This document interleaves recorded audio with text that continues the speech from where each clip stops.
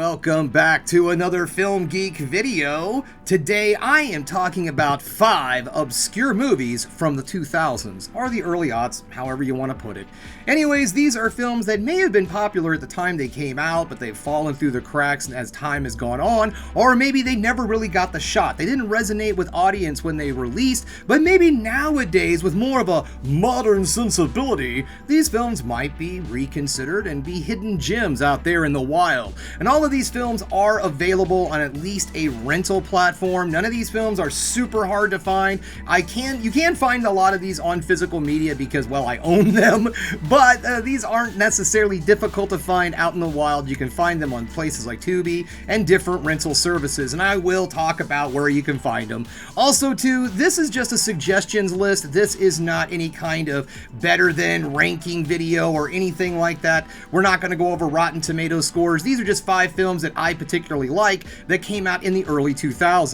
Now, some of you may have known that I have put out videos like this before. I have an obscure movies from the 80s, volume 1 and 2, and I also have an obscure movies from the 90s. And I was going to go ahead and do another volume 2 of the 90s, but then I thought, well, you know what? Why not move forward? Why not start picking up all of the decades that I've been alive in? Because, well, guys, I'm turning the big 5-0 here soon, and so it's got me reflecting on a lot of different decades of my life. So what I'm going to do is go around and start making these different obscure videos of 5 different films from different decades. So we're going to do the early 2000s in this one. I might go back and do like obscure movies from the 70s and then into the 2010s. And then, yes, I know we're only halfway through it, but there has definitely been some obscure movies from the 2020s. So we're going to end the series there. And who knows, I might go back and start doing volume 2s on all of the other decades.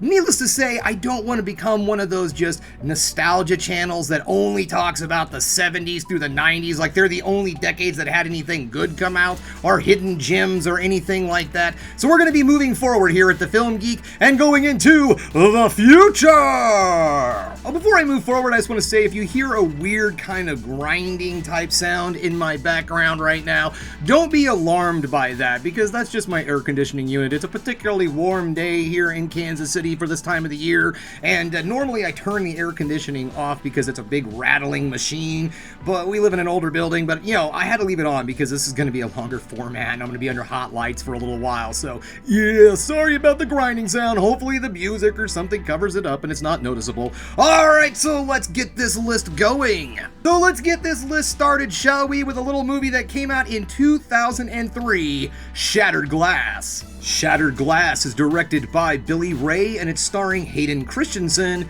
Peter Sarsgaard, and Chloe Sevigny. This film tells the story of Stephen Glass, a former journalist, or maybe he still is writing somewhere. I'm not 100% sure, to be perfectly honest, but he was really that, hot shot reporter that was coming out of the gate kicking, winning all sorts of awards for a lot of the articles that he was writing. Well, anyways, this journalist had a secret. He was making a lot of those stories up. That's right, all this shit that he was doing, well, at least 50% of the stories that he wrote were completely fabricated and made up. And this is a true story. This really happened. And this is one of those movies where when anybody goes in and says like, Hayden Christensen is the worst actor around, blah, blah, blah, look at Attack of the Clones, it's so stupid, I hate sand. This is a movie that I can prove to you that was bad direction, not bad acting, because Hayden Christensen delivers an outstanding performance in this movie. We're talking award-winning caliber of acting for this film, and he's not the only one either, because Peter Sarsgaard, he also delivers an outstanding performance in this movie. Now, this movie being a drama and also a biopic kind of thing, true story, whatever, this kind of film can get really slow and boring, but because of the outstanding performances from our actors and also some other performances from bigger names at the time, but they only have like smaller performances like Rosario Dawson, Hank Azaria, and Steven Zahn all do really great small performances. Not necessarily cameos, they don't just show up, deliver a line, and walk off the set. There are smaller parts that are really important to the storyline, and they also add to the performance of this entire story, but they don't detract from our main lead characters. They just show up, do their thing, and do a good job at it. The pacing in this film is outstanding. This movie only comes in at about an hour 33, hour 30 minutes, something like that, and it's an extremely even-paced movie, especially for a drama that is extremely dialogue-heavy. There is a lot of tension and suspense in a lot of scenes where things are unraveling for Glass as he's being questioned about the legitimacy of his articles, and everything really comes together in a really interesting story that kind of gives you an idea of the behind-the-scene workings of these journalistic magazines, newspapers, whatever, and it does put in a lot of insight into just how damaging someone can be to an entire news source when they fake everything. So yes, this movie may not be necessarily a high-octane, action-packed thriller, but it is a really good dramatic thriller that really gives you a sense of how good of an actor Hayden Christensen is. So if anybody tries to argue with you ever again on Hayden Christensen's talents as an actor, point him in the direction of Shattered Glass 2003. And if this is something you're interested in, you want to check this out, you can currently find it streaming on Tubi TV. Next up on the list, we're going to be diving into more of a cheesy, silly slasher horror film with 2001's Valentine. Valentine is directed by Jamie Blanks and it's starring David Boreanaz, Denise Richards, Mary Shelton, Jessica Crawfield, and Katherine Heigl. Valentine's Day tells the story of 5 women who are being stalked by a killer in a weird Cupid's mask. Okay, so the first thing you're probably thinking is, I've heard of this movie, and I've also heard that it's absolutely terrible. No, it's not. It was just put out at a bad time. This movie came out in the early 2000s, and by this point in time, the slasher genre was starting to lose a lot of its steam. What started back in 1980 has now gone on for over 20 years at this point, and this formula has become very stale and boring with the common public. Now, this movie did okay in theaters. I do believe it doubled itself in theaters, so it wasn't like it was a financial flop, but critics absolutely ate this movie alive. How could you put out such a typical slasher in the post-Scream world and crap like that? This film wasn't meta enough, it wasn't comedy-filled enough, it wasn't silly enough, it took itself way too seriously for what it was. And because of all of this, and honestly, that's why I absolutely love this movie. Does this movie take itself too seriously? Yes. Is it particularly scary? No. Does it deliver a really good whodunit slasher story? It's okay. This is one of those really cool, picked on nerd holiday slasher films.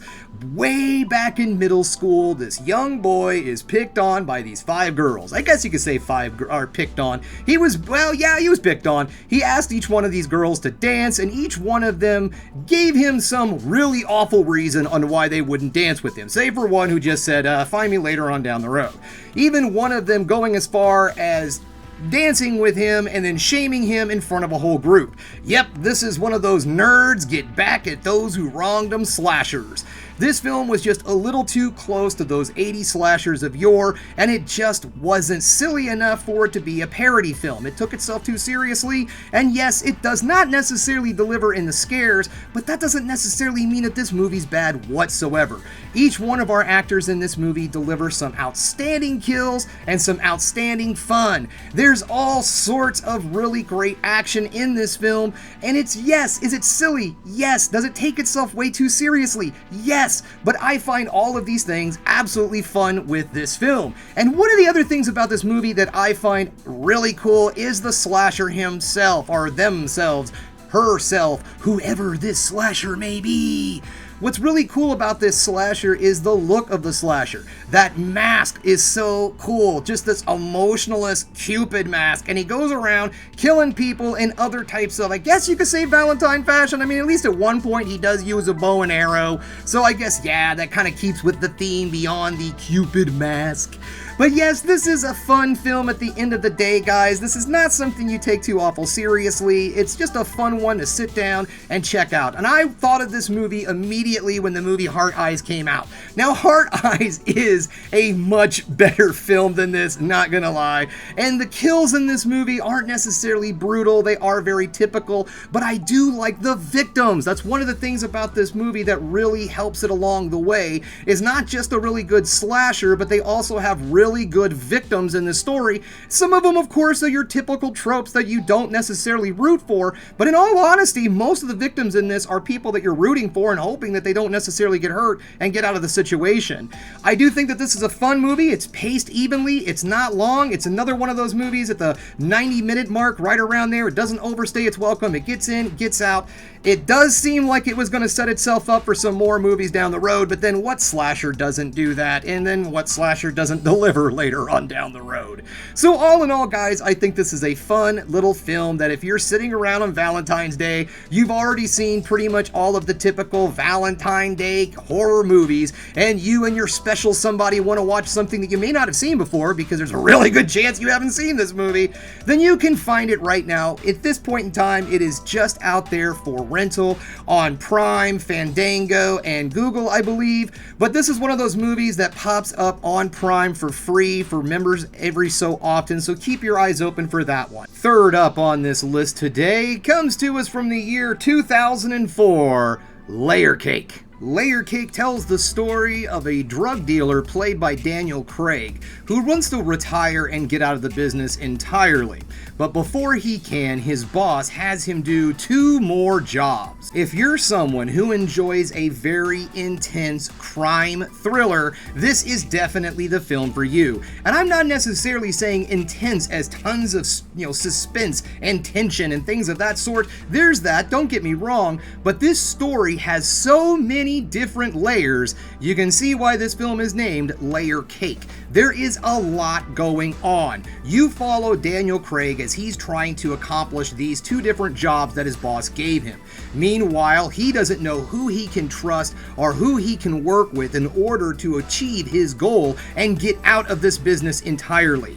There is so much going on that this is a film that you will definitely go back and watch a second time. Not because it's convoluted and it's hard to follow, it's just that you will miss something. And I don't mean that in a mean way, it's just that this film is it's on a higher level when it comes to telling its story, let's just put it that way. And it's not trying to insult you, it's just that there is a lot going on. And the film does give you little hints and all to exactly who the people are that you can trust throughout this film. I know, it's a lot. There's a lot going on. This is a really fun crime thriller, and the best part about this movie is Daniel Craig. His performance in this film is outstanding. You can definitely see how he got the job as James Bond when you watch this movie.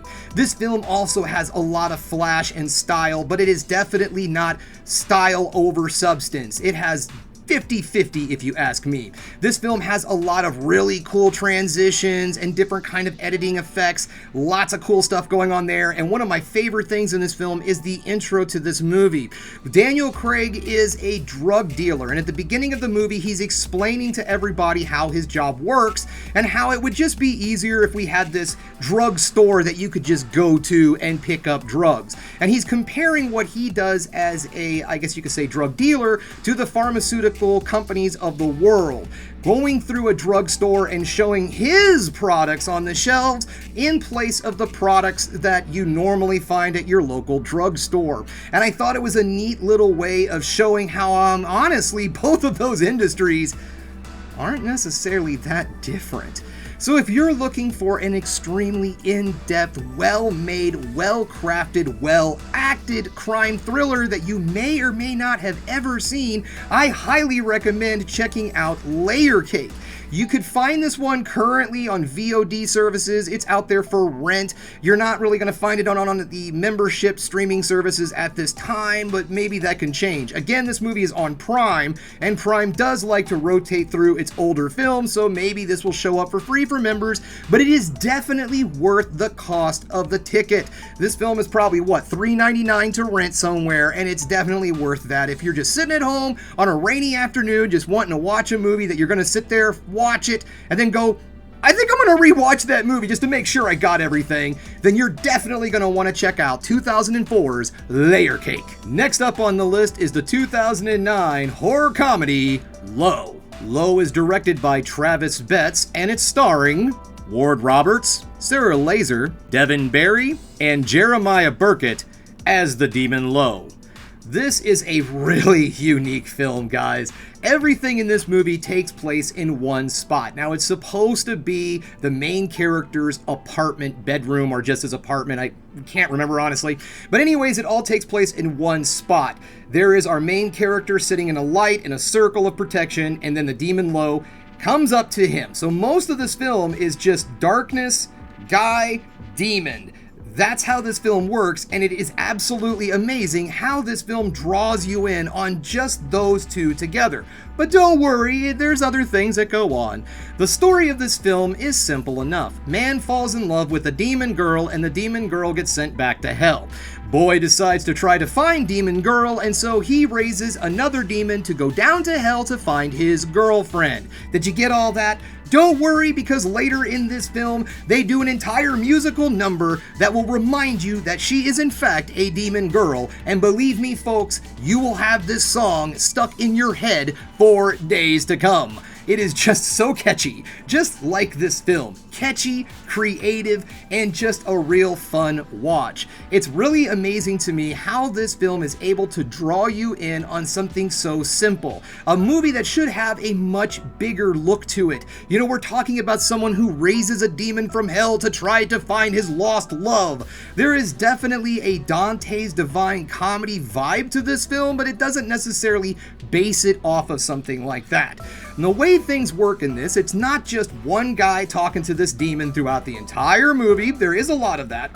But the way things work is that as he's describing his girlfriend to this demon in order for him to find her, the story of their romance is told in little short plays, I guess you could say off to the side of what's going on. It's like the movie was filmed on a good size open set, and then they had other things set up around on this studio, I should say, where you have the two characters in the middle, and then they had stuff set up and they would shine a light on it, tell a story of what's going on, and then go back to our main character in Low talking on the floor. It was a really unique way of presenting this, keeping everything in one place in order to keep the budget down, but also present it in a really fun, theatrical way that keeps you invested and interested. There's a lot of little neat things that go on, like they do put on like a full play of the back story of our two main characters, Demon Girl and the guy who raised the demon.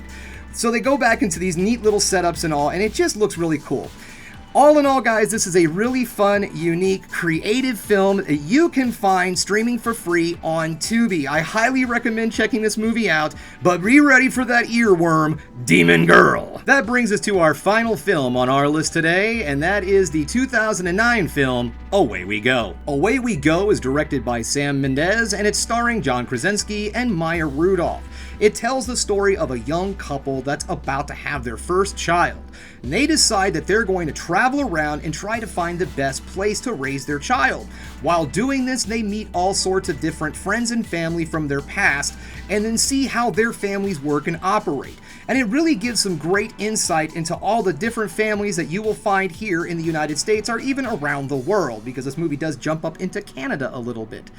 So yeah, it's a really cool, fun exploration of the family unit itself. Is the family necessarily a bunch of people that are related by blood? Is a family a group of people who love each other, who come together to just be a stable unit? And this film dives into these types of subjects in a fun, humorous way, but that doesn't get necessarily preachy. This film definitely falls into the dramedy category, and even that, it's kind of the end of an era with this film, because I feel like this movie is near the end of the quirky indie comedy of the 90s. It was something that was really popular in the 90s, came into the 2000s a little bit, and I really felt like this was definitely near the end. The acting in this film is also really good. These are parts I've not really seen from actors before. John Krasinski in particular is really playing a character not like anything he's played before. He doesn't have the charisma and confidence of Jim. In fact, that's the whole thing. He's not playing Jim. No offense to the guy, but it just seems like everything he's in, when he's acting, he's Jim. So it was really cool to see him in this movie playing someone different. His character is kind of a goofball guy. He's not dumb, he's just very naive, and he's just really willing to do anything he can to make his partner happy. Maya Rudolph, her character is also great. She's playing a character who's wondering if she's necessarily ready to become a mother. She has a bit of family tragedy in her past, not that she was raised by a tragedy from her parents, just later in life, as a young adult, she finds herself in a very tragic incident with her family. And so a lot of this is weighing very heavily on her character throughout her pregnancy and during this road trip. Doing this film also as a road trip style comedy is really cool because it also brings in really cool cinematography. This film has great cinematography that really shows off the beauty of the areas that they're traveling through here in the United States and up a little bit into Montreal. All in all, guys, this is a very nice, welcome little story. It's not long. It again comes in around the 90-minute mark. It gets in, tells its story, and gets out as quickly as humanly possible. And it entertains you all the while. This pacing is great. Using the road trip formula really does help with the pacing and how you're going to this, going to that, in order for these different incidences to happen. It's just a lot of fun all in all. This is a film that you don't really see too awful much today, a very intimate, small story that just tells this little bit of this couple, and then that's it. We don't move into some kind of huge franchise, and I find that extremely welcome in today's world of MCU, DCEU, Dark Universe, whatever. This film stands aside as a really nice little quaint dramedy that I highly recommend. You can currently find this movie streaming out there on Max for free for members, so if you are currently a member of Max, and I looked this up myself to be sure because God only knows what Warner Brothers is keeping on that freaking streaming service and what they're not. So as of the filming of this film is 100% on Max, so if you have it, definitely sit down, watch this movie, because not only are you going to be entertained and laugh a little bit, the movie might pull at the old heartstrings and make you feel some other emotions too. Well, there you go, guys. That brings us to the end of the video. 5 obscure movies from the 2000s, early aughts, what have you. If you enjoyed this film, give me the old thumbs up. Make sure you leave a comment. And something I never say in these videos ever, I am on different social media platforms. I find myself using Facebook and Blue Sky the most. You'll find me under the Film Geek in both of those areas, so if you're curious about finding me on other social media platforms, check that out. But as of this, guys, this brings us to the end of another Film Geek video. If you liked what you saw here today, go ahead and subscribe to the channel, ring that bell for notifications, and give me the old thumbs up so I know you like what you're seeing. And if there's one more thing you can do, folks, that is keep watching movies. You know I'm gonna.